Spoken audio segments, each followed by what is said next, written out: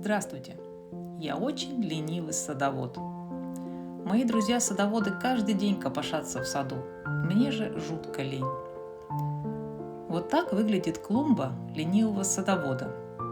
А так выглядит клумба тех, кому не лень целыми днями полоть, рыхлить землю, резать садовыми ножницами или руками выщипывать травинки между камнями бордюра. Первые 2 года после переезда в деревню мне нравилось полоть, но потом мне надоело бороться с травой. А вы заметили контур клумб?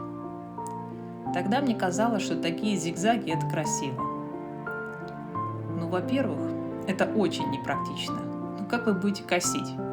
Газонокосилка имеет гораздо больше радиус поворота, чем эти малепусенькие зигзаги. Значит, вам постоянно надо будет вручную все эти углубления достригать ножницами. Когда будете планировать форму клумбы, учитывайте, чем вы будете косить. Газонокосилкой или, может быть, садовым трактором. Во-вторых, а что делать с тем, что трава прорастает между камней? Ответ. Камни нельзя ставить прямо на землю. А теперь я и расскажу, до чего я все же дошла своим умом, чтобы было красиво и ухода практически, никакого. Эта клумба была создана в 2015 году, но я вам расскажу на примере клумб, созданных в 2017 году, но по тому же принципу. Как вы думаете, откуда взялась земля для клумб? Да из-под дорожек. Я снимала дерн и складировала куски дерна в тех местах, где создавала клумбы. И совет. Так как, думаю, вы все делаете сами и вручную, то нет никакого смысла перетаскивать землю с одного конца участка в другую. Я думала так. Если я где-то выкапываю, то рядом буду складировать и что-то создавать. Единственное, что мне пришлось издалека перетаскать, так это щебень. Я садовой тележкой перетаскала более 30 тонн. Скажу сразу, мне не нравятся клумбы на плоской поверхности. Их плохо видно, особенно издалека. Чем дальше клумба от точки просмотра, тем больших размеров она должна быть, иначе она просто потеряется среди травы. Вспоминаем первое правило. Контур клумбы должен быть таким, чтобы вокруг нее было беспроблемно косить газонокосилкой или садовым трактором. То есть никаких зигзагов, а очень плавные переходы. И второе правило.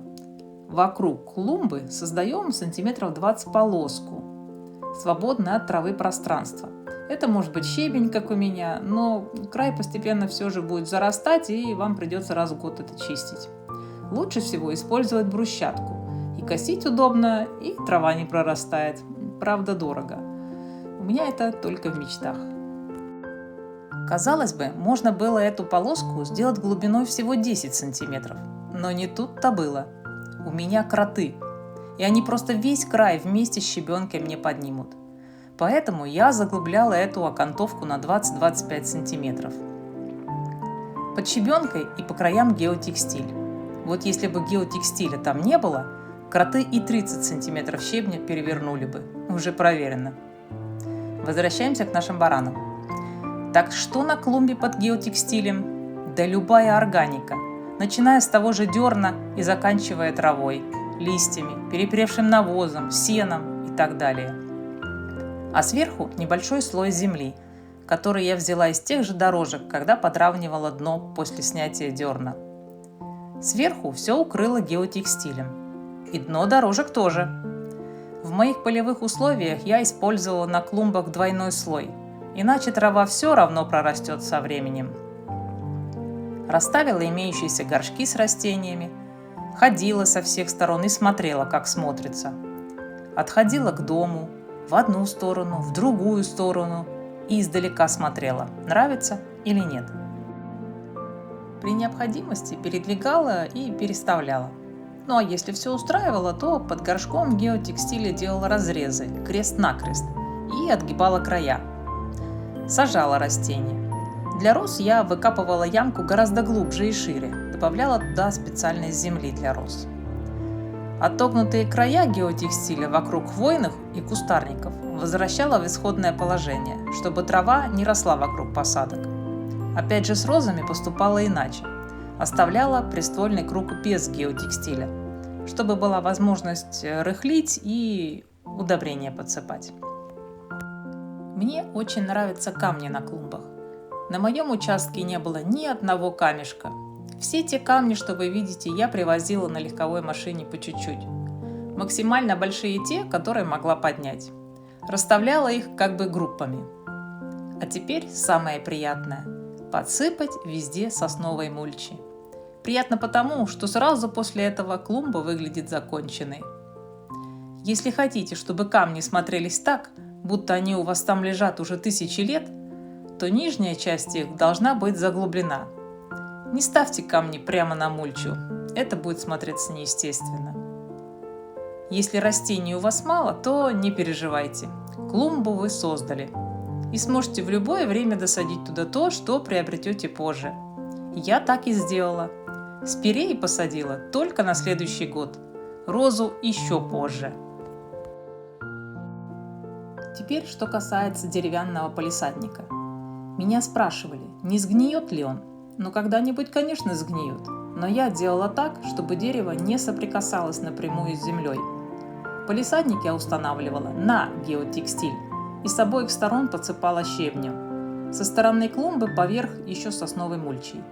Палисаднику уже 6 лет, а тому, что возле пруда, уже 8. Очень важное замечание для вас, кто собирается строить дом, а потом облагораживать участок вокруг него. Ни за что не увозите с участка землю, которую выкопали из-под фундамента. Даже если вы не садовод, то рельефный участок гораздо красивее плоского.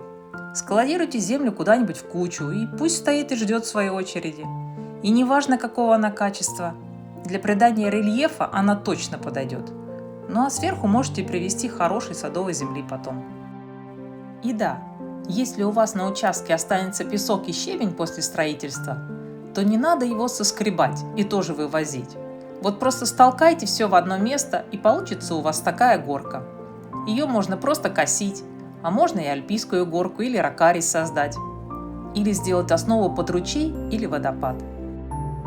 Так какие же растения подходят самым ленивым садоводам? Ну, во-первых, хвойные. Они всегда зеленые и красивые. Есть множество форм и расцветок туй и можжевельников. Также елей и сосен. Но туи и можжевельники растут быстрее. Во-вторых, низкорослые кустарники.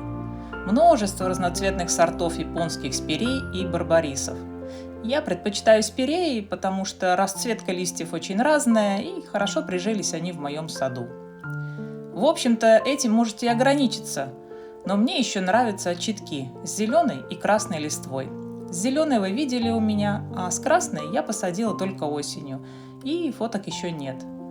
Они первые просыпаются после зимы и декоративны круглый год, даже под снегом. А если вы не такой ленивый, то яркие невысокие розочки украсят вашу клумбу.